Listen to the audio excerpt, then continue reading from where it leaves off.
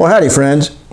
You might not be able to guess this by looking at me, but I'm a huge World War II history buff. In fact, actually, I like it more than economics. Truth be told, more than my family. I also love watching World War II documentaries, even though I pretty much know how all of them end. America comes in, saves the day. Kind of like that unhittable relief pitcher that also hits 10 home runs. Well, anyway, the other day I was watching Ken Burns' The War. Perhaps you've seen it. If you haven't, I highly recommend it. It's just from the U.S. perspective, and it follows the trials and tribulations associated with 4 small American towns. Now, you might wonder what this has to do with economics. Well, I don't remember which episode it was, but it was well into the series. It was a lengthy segment about the remarkable achievement that Americans paid for the war on their own. And they did this through taxes and especially bond drives. This was discussed for quite some time in the episode, and they focused on the personalities behind several of the bond drives. Very interesting. But, now, I don't want to say anything bad about Ken Burns. I mean, my mama always said, don't say anything bad about Ken Burns. She's not dead, she just stopped saying it. But nevertheless, this got me to thinking about the story that the Americans paid for the war themselves. I mean, exactly what does this mean? The typical explanation is that when the government spends, this has to be offset by either taxation or borrowing. And what old Ken Burns is getting at with the bond drive narrative is that the American people were loaning money to the government whenever the government came up short. This was held up to be a monumental achievement. The implication being that Americans, if they hadn't loaned this money to the government, then some number of tanks or planes or aircraft carriers could never have been built. And what a glorious story that is. But then so's the outlaw Josie Wales. Only problem is it ain't true. Oh, it makes you feel good, but it's made up. I mean, think about it. In order for the war bonds finance the war story to be true, it must be true that Americans had sufficient spending power at the beginning of 1942, right after Pearl Harbor in December of 41, to save in the form of war bonds in the amount of $338 billion in today's terms, because that's how big the government's deficit was that year. And given that the U.S. population back in 42 was 135 million, that breaks down to each and every person saving $2,500 in the form of some sort of loan to the government, whether it be war bonds or whatever. Not per worker, not per household, but per person. Sounds like little Susie needs to quit the 3rd grade and get a job. Because that's not only the way you could sell war bonds, of course. It doesn't have to be from money. It could also be from, it doesn't have to be from, say, from your paycheck. It could be something that was, you used to own some stocks or something and you sold them and then you used the proceeds to buy war bonds. But of course, that would have had a depressive effect on the stock prices, which is not the goal here. Speaking of depressive, not only do we need roughly $2,500 per person, but we were only just emerging from the Great Depression. Oh, things were better to be sure. But then if you got a rattlesnake on each arm and you shake one off, that's better too. Still ain't good. And unemployment immediately before the war was still almost 10%. 3 years before that, it had been 15, 17, and 19. 10's better, but it's not good. So where'd all these savings come from that purchased all the war bonds? Well, one might argue that they came from the wonderful defense jobs that Americans got because of the war. But then one might also be dumb as a tree stump. You see, you can't buy war bonds that build the factory with your paycheck from that factory. No, Ken, it doesn't make sense. It's hard to imagine where this money came from, since according to the Standard story, it had to come before the factories were built and the jobs were created. So let's look at this whole Americans finance World War II thing from another angle. Let's say the U.S. had the resources to build all this industrial might, but no one would loan them the money. What would have happened then? We would have sat idly by? Is this the story we're being told? Having the steel, rubber, gunpowder technology and personnel necessary, but not the little scraps of paper? We would have watched Herr Hitler marching down Main Street of Fort Worth, capturing all this wonderful productivity and using it for his Nazi war machine?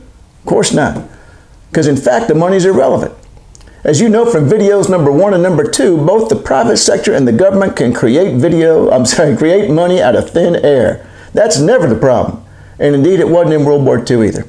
The government didn't need to borrow anybody's money then any more than it has to now. It just created brand new money. And then they used that money to build the factories, tanks, planes, and ships. Of course, then once unemployment did fall below 2% as it did, war bonds can easily be sold. But you still got the chicken and the egg problem. And why bother? Now, this raises an issue. If the U.S. could simply print the money, then why bother selling the war bonds at all? Why have these momentous bond drives featuring celebrities and war heroes and so on? Well, a very big part of the answer is inflation. As I just mentioned, unemployment fell below 2%. And not only were these jobs, but these were good jobs. That's tons of spending power in the hands of Americans right when there was very little to buy because the resources were being diverted to the war effort. Well, what do you do to stop inflation? Well, you raise taxes, which is precisely what we did. And not because they needed the money, but to keep inflation under control. And in addition, they tried to convince people to voluntarily save, particularly patriotic saving via war bonds. Don't buy anything now. Hell, there ain't nothing to buy anyway. Wait till the war's over. And that was the real purpose of the bond drives.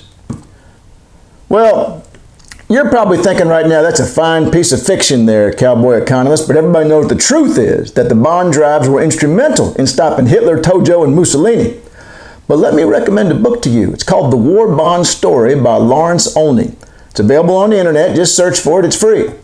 Now, Lawrence Olney, this guy ain't one of them ivory tower scholars who just thinks he knows every damn thing because he has reading glasses and a snooty attitude. No, he was a career U.S. Treasury official throughout the entire war, and he was part of both the planning and execution of the bond drives. And let me give you a couple of quotes from the book. First, about the savings bond program that started in 1935. There were three sound objectives of the savings bond program. One, to instill in the minds of the American people. I have a teleprompter now, so you're probably wondering, did he memorize all these quotes? No, it's right there in front of me. You can't see it, but there's words in front of you right now. I'll back up. There were three, this is from the book. There were three from 1935, so before the war, the savings bond program. There were three sound objectives from the savings bond program. One, to instill in the minds of the American people the habit of thrift. Two, to educate the people with respect to government securities. And three, to bind the people closer to their government, not only in financial affairs, but for its total well-being. A savings bond was a share in America. Now notice that not one of those stated in order to borrow money to cover government deficits. Rather, it was about instilling a particular attitude. Now listen to this. This is one of the important goals of the war bond program. All right, the actual, not pre-war, but the war bond program, again from the book, from page 4. There was another important objective in the minds of Secretary Morgenthau and Odegaard. Since the outbreak of the war in 1939, the American people were badly disunited. The defense bond program could provide a channel for united action and participation in national defense to eradicate differences of religion, race and class, section or party, a program in which all could work. So you see, the idea was to create a feeling of patriotism and unity. And this, I contend, is what Ken Burns is really picking up on. We didn't need the bond drive to raise the money, but we did need them to raise patriotic fervor. And it was also about inflation, as I suggested earlier. Once the war started, officials became concerned with, quote, the problem of diverting excess purchasing power. Consistent with what I said earlier, once the incomes rose and the number of goods on the store shelves fell, we were certainly setting ourselves up for some serious price increases, and the Treasury was well aware of this. Here's another quote from the book, page 27. The Secretary addressed the Advertising Club of Boston at the Statler Hotel in Boston, broadcast coast to coast by the Mutual Broadcasting System. The Secretary stated that America faced inflation and that taxes and defense bonds were the correctives. Even in some of these documents that I read here about the funding for the war, they started talking about what they called dangerous dollars. The idea that this money that was burning a hole in the pocket of Americans needed to have some sort of diversion, something to make sure that we didn't end up with terrible inflation. Now, to be sure, those working at the Treasury also viewed themselves as creating funding for the war effort. But they clearly understood that, strictly speaking, it wasn't necessary. Listen to this from page 39. The greatest single contribution the nation could make toward paying for the war was to avoid inflation. I'm going to say it again. The greatest single contribution the nation could make toward paying for the war was to avoid inflation. In other words, the message here is we could pay for it another way, but not without inflation, not without significant price increases. Now, as my last piece of evidence supporting this viewpoint, I'm going to tell you about a piece that came out after the war by a fellow named Beardsley Ruml. He was the chair of the Federal Reserve Bank in New York, and so once again, a fellow that probably had some idea of how things were working. And it was in American Affairs, the journal, and his piece was entitled taxes for revenue are obsolete. Need I say more? It was very clear to those who were actually running the war economy that we did not need taxes or war bonds, but that without them we would face other consequences. Not the consequence of not being able to build a tank or a plane, because God knows if we had the factories and so forth out there, we were going to do what we needed to do. But the consequence of runaway inflation. And so, Mr. Burns, if I may reframe that segment of your wonderful documentary, and I mean that very sincerely, the American people did not single-handedly finance the war effort, but the American people did single-handedly make the war effort less inflationary. Thank you.